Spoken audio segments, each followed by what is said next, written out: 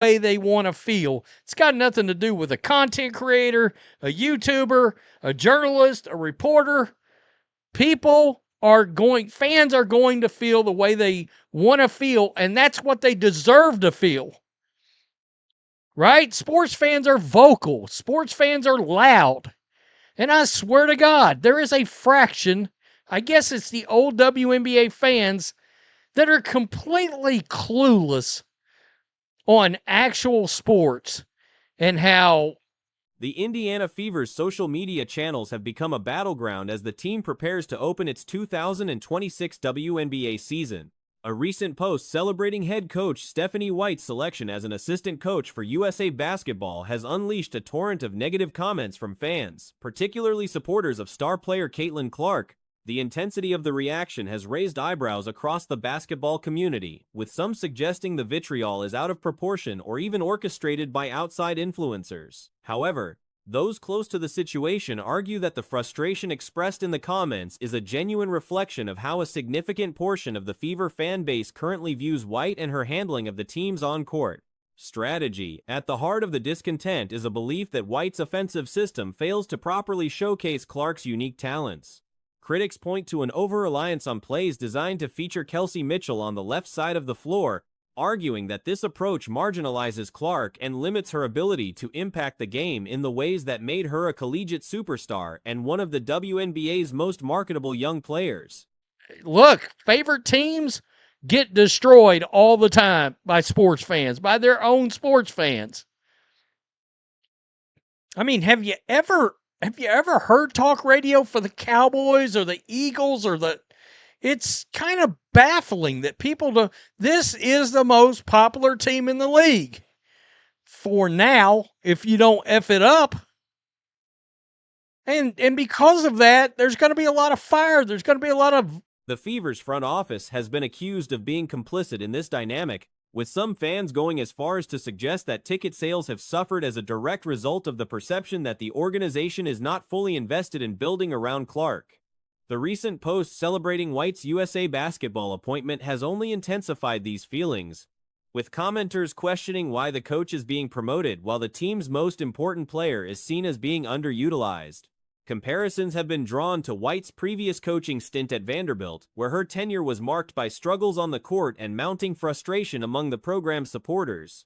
The fear among Clark's most ardent fans is that history may be repeating itself in Indiana, with a generational talent being stifled by a system that does not prioritize her strengths. Complicating matters further are reports of tension between Clark and figures close to White, including former WNBA player Carolyn Peck. Peck's public comments suggesting that the Fever play better with Clark off the ball have been seized upon by those who believe there is a coordinated effort to minimize the young star's role and influence within the organization. And because of that, there's going to be a lot of fire. There's going to be a lot of vocalness to it, right? Before we jump into Stephanie White in this post, because woo-wee, it's ugly. It is ugly. Let's look at this. Our opening night roster is set. This just dropped. Kelsey Mitchell, Hines Allen, Raven Johnson, Aaliyah Boston, Sophie Cunningham. As the Fever prepare to take the court for their season opener, the atmosphere around the team remains uneasy. The roster is undeniably talented, with the likes of Aaliyah Boston, Naylissa Smith, and Lexi Hull joining Clark and Mitchell to form a potentially formidable core. But questions persist about whether this group can truly coalesce under White's leadership and whether Clark will be given the freedom to blossom into the franchise-altering force many believe she can be.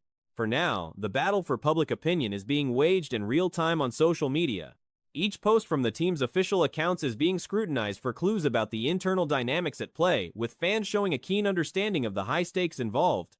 The upcoming games will provide the first real glimpse into how this roster fits together on the court, but the off-court drama surrounding White and Clark shows no signs of abating. Aaliyah Boston, Sophie Cunningham, Lexi Hull, Demarius Dantas, Justine Passat, Michaela Timpson, Caitlin Clark, Monique Billings, Shatori Walker-Kimbrough, and Ty Harris.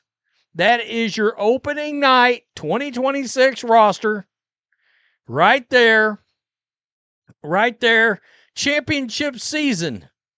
With the length on this team, we shall see. In a league where star power is often the driving force behind fan engagement and commercial success, the Fever find themselves at a critical juncture. How they navigate the delicate balance between empowering their most important player and committing to their chosen coaching philosophy could well determine the trajectory of the franchise for years to come. As the season unfolds, the eyes of the basketball world will be watching closely to see which vision ultimately prevails. With the 2026 WNBA season arriving, here is where every team stands heading into opening week ranked from worst to first. At the bottom of the league sits the Portland Fire, a roster that may go down as one of the weakest in WNBA history. Things got worse just before the season started when the team dealt away Maisha Caldwell and Chloe Bibby. This team, we shall see. Honestly, we shall see. Free Caitlin. You clearly think your team plays better without her running point, just like Stephanie White's best friend, Carolyn Peck, said. My goodness, we forgot all about that. We forgot all about Carolyn Peck carrying water for Stephanie White. I forgot all about it. Shame on me. Shame on me. Caldwell was arguably their best player. What remains is a collection of fringe prospects and late-round picks, with Frida Bonner likely carrying the offensive load and Carly Samuelson potentially leading the team in scoring. 3 wins would not be a surprise. This is an organization that would struggle against high-level European competition, bottom of the league, no question. Shame on me. Shame on me. So, I'm interested to find out how you guys feel about the opening day roster. Now, I'm going to tell you what's interesting. They posted all the ladies' numbers, and it kind of gives you some insight into popularity. A couple of things really caught my attention. Let's go here. Caitlin Clark, 378,000 views on this post, okay? I scrolled down. Number 1, 14 is Washington, and the Mystics appear to have zero interest in winning games this season. Millions in available cap space, players like Natasha Cloud sitting unsigned, and the front office simply passed. Shakira Austin opens the year without preseason minutes, and her health is uncertain. The backup point guard position belongs to a third-round rookie. Alex Wilson is not a WNBA caliber player. Scroll down. Number 1, Justine Passat, 65,000. I mean, that's pretty interesting because Lexi Hull's got 73. Justine's right on her tail, right? But this was what was really interesting. Sophie Cunningham, 357,000 views on the number 8 post right here. It's clear Caitlin Clark and Sophie Cunningham are Leilani Mitchell is on a developmental deal. There is a 5'4" freshman-level point guard who has the skill set but is going to get exposed at this level. Onion Ware is hurt. Lauren Betts may win Rookie of the Year, which would be a remarkable achievement given how thin the roster is around her. This team will almost certainly finish under 10 wins. It's clear Caitlin Clark and Sophie Cunningham are I believe, we all know Caitlin is the most popular player. I think Sophie is top, really and truly top, probably 3 or 4. As far as actual popularity, there's a lot more actual regular sports fans that know who the hell Sophie Cunningham is. Interesting note, by the way, Raven Johnson, 152,000 fans. Wow. Kelsey. The youth is intentional. Washington is building toward a shot at Juju Watkins, and everything else is secondary. Seattle at 13 made the playoffs just a year ago, which makes the placement look harsh, but the roster construction leaves a lot to be desired. Floje Glynn could genuinely push for all-star consideration as a rookie, which is an exciting piece. Heidemain is serviceable. Melbourne works as a reserve guard. Of you guys. But yeah, so anyway, we're going to be doing the power rankings here, which I do think people care quite a bit about. So we have got in last place, who I believe might be the worst WNBA team in history, the Portland Fire. This is one of the worst teams I have ever seen, and they got worse in the last week. They traded away Maya Caldwell and Chloe Bibby. Maya Caldwell is a starter on this team. Maya Caldwell might be the best player on this team. I'm not. Alwak Kuir, when healthy, changes the ceiling significantly, but Tina Charles is still on the roster. Steph Dolson is the veteran presence, and Vandersloot is working on a developmental deal. 10 to 12 wins feels like the realistic range. Golden State at 12 is the curveball. The Valkyries roster took a significant step back from last year, and the gap has not been widely discussed.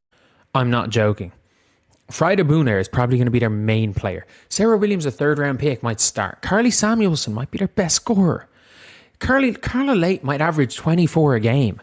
Like, it is the maddest shit. This team would get cooked by Carla Lake Zaragoza team. Absolutely cooked by her EuroLeague team. They might not win 4 games. They might go 3-41. They are pathetically bad. There are bad teams. They are pathetically bad. And they're in here at 15. Gabby Williams is a genuinely excellent player, but she is the kind of player whose value multiplies on a competitive roster. Juhash Dorka is not coming over.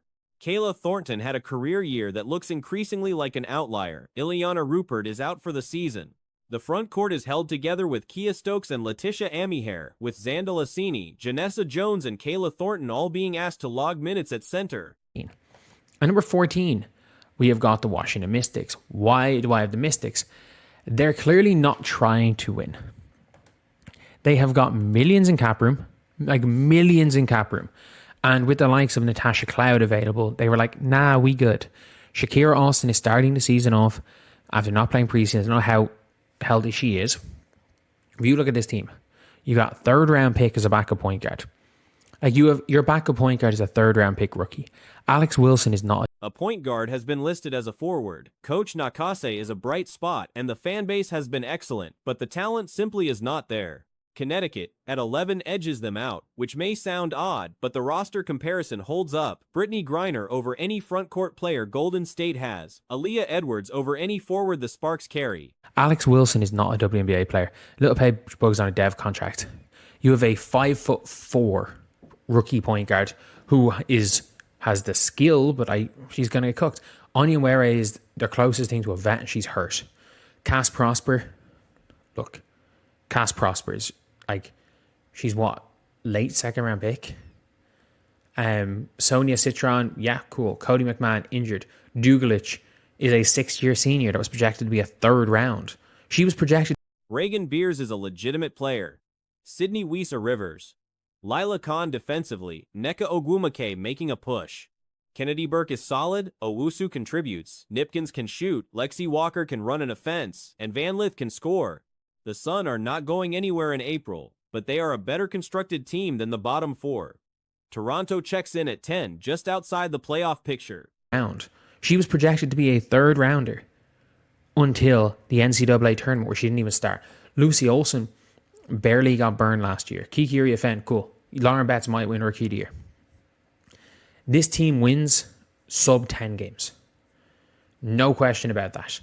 They are not trying to win. This is not a roster trying to win. This roster is the youngest team in WNBA history. They are not trying to win. It's as simple as that.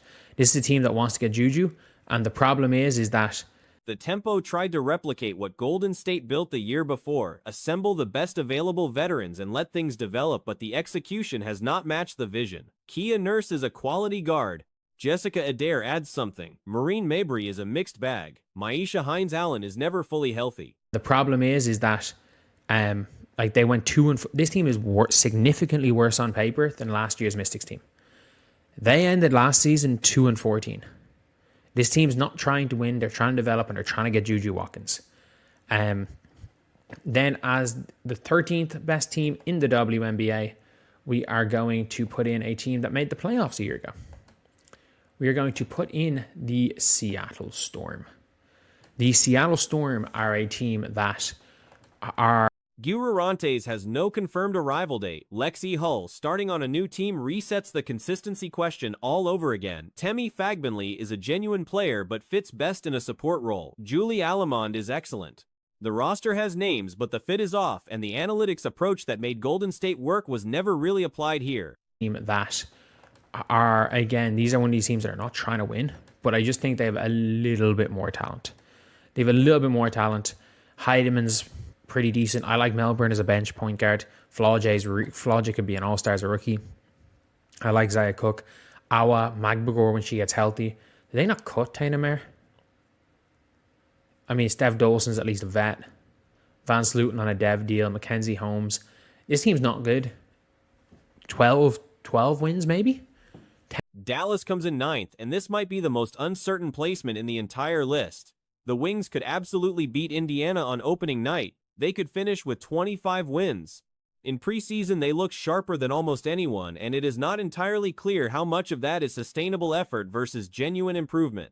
Alana Smith brings something, but this team's defensive ratings have consistently been soft. 12 wins maybe? 10 to 12 wins? Which is slightly better than the Mystics because I think the Mystics feel like they're trying. The Mystics are a team that just is a team of good individual players that doesn't fit. And if they start winning, they're going to switch it up and try to lose again like last year. I'm going to throw a curveball. I'm going to throw a real curveball as my 12th best team in the WNBA. And my curveball is the Golden State Valkyries.